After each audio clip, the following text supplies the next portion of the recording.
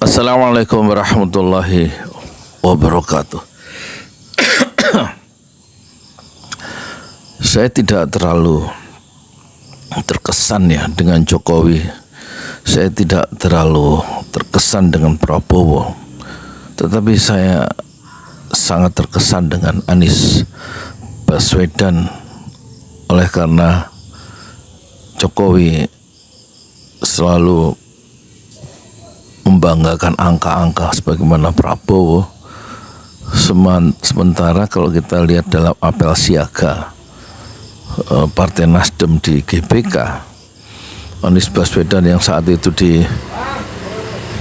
dicalonkan sebagai calon wakil presiden didukung oleh Nasdem, kalau tidak salah sebelum bergabung dengan Muhaimin Iskandar, itu dalam pidato yang disiarkan langsung dan diliput oleh seluruh media nasional, itu adalah pidato yang aneh karena dari awal dan sampai akhir itu Anies Baswedan terkoneksi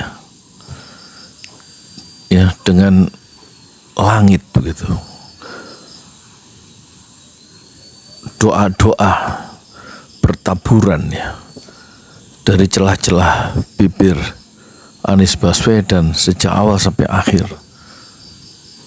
Betapa di situ digambarkan persoalan-persoalan bangsa yang besar itu tidak akan selesai kalau tidak dibantu, tidak ditolong oleh Allah.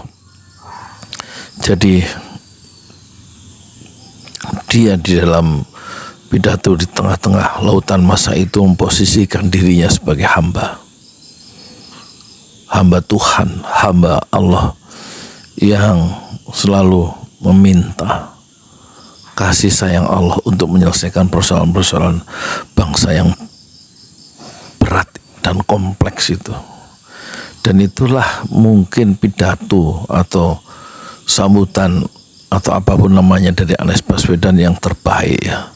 Sepanjang karir politik Anies Baswedan, betapa di tengah sorotan kamera dan di tengah-tengah ya perhatian jutaan pasang mata, itu dia membawa penonton ya, membawa orang-orang yang melihat pidato dia itu dikembalikan kepada kekuasaan Allah di dalam menyelesaikan persoalan-persoalan bangsa yang dia berada di dalam persoalan bangsa itu.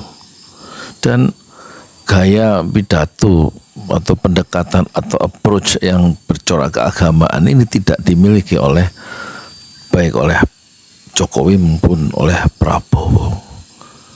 Jokowi mendambakan atau membanggakan ada 11.000 triliun ya di kantongnya dalam konteks pemutihan pajak atau apa waktu itu ya. Bicara angka-angka dan bangga dengan angka-angka itu, dengan undang-undang cipta kerja yang dipaksakan lahirnya dan ditandatangani oleh Jokowi meskipun menimbulkan protes dari civil society, itu dia membanggakan akan mendatangkan investasi yang besar-besaran untuk Indonesia. Dan dia membanggakan sekian ribu kilometer jalan dibangun. Tetapi tentu Jokowi tidak ingin mengatakan bahwa angka korupsi itu di dalam pemerintahan Jokowi di 5 tahun yang kedua itu meningkat 3 kali lipat ya. Dari angka 271 kasus korupsi 2019, bulan Desember 2023 dalam pengamatan Indonesia Corruption Watch, korupsi di zaman Jokowi itu meningkat menjadi 790 kasus dari 271 kasus. Itu dia meningkat ya. Jadi justru angka-angka itu memperlihatkan buruknya di dalam pengelolaan kekuasaan. Apalagi kita lihat Prabowo membanggakan Danantara dengan nilai investasi atau nilai kekayaannya itu sampai 15.000 triliun, dan itu akan mempercepat investasi di Indonesia katanya, dan membanggakan hal-hal yang sifatnya sekuler tanpa melibatkan Allah sama sekali. Itulah corak yang sama saat kekuasaan itu dipegang oleh Jokowi, dan sekarang diteruskan kekuasaan sebagai orang nomor satu diteruskan oleh Prabowo yang sama sekali jauh dari nilai-nilai keagamaan. Dan inilah ya yang membuat kita ini sedikit cemas ya, bahwa bangsa ini tentu tidak akan ada perbaikan yang substantif ya, ketika pemimpinnya tidak mengajak rakyatnya untuk mengenal Tuhan mereka, tidak membawa rakyat itu dibimbing untuk lebih mencintai Allah, lebih mencintai Rasulullah dalam konteks perbaikan sendi-sendi kehidupan bangsa, baik politik, ekonomi, budaya, dan lain-lain. Tapi keduanya, yaitu Jokowi dan Prabowo, membanggakan besaran material. Akan dibangun 200 sekolah rakyat misalnya, dibentuk koperasi merah putih di 74.000 desa di Indonesia misalnya. Ada 15.000 triliun yang menjadi kekayaan Danantara. Ini pendekatan atau pandangan yang sangat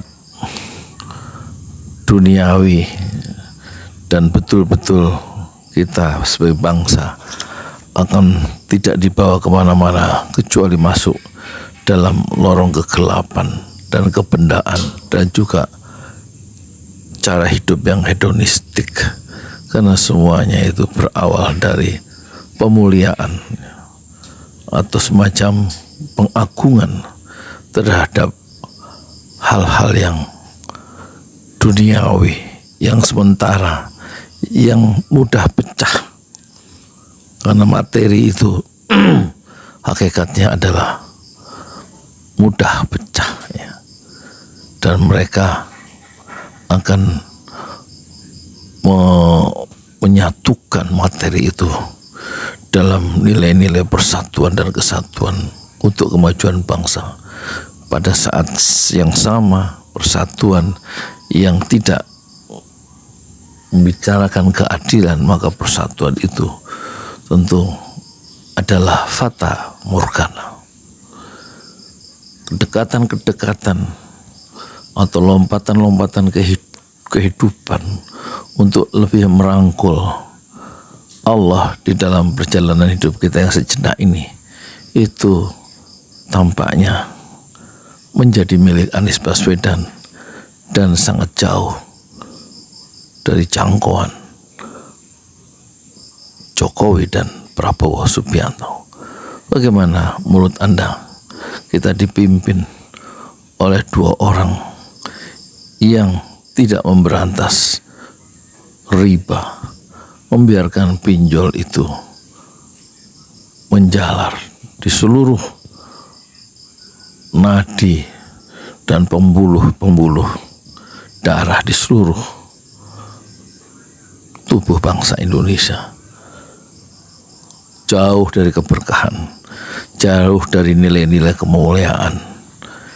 Itulah yang akan kita dapati ketika kepemimpinan itu berada di tangan orang-orang yang jauh dari nilai-nilai kebenaran, nilai-nilai agama, nilai-nilai kejujuran, nilai-nilai keadilan.